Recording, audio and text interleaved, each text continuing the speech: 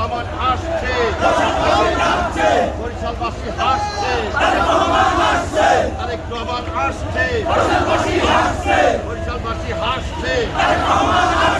বরিশালবাসীর পক্ষ থেকে লাল গোলাপ শুভেচ্ছা।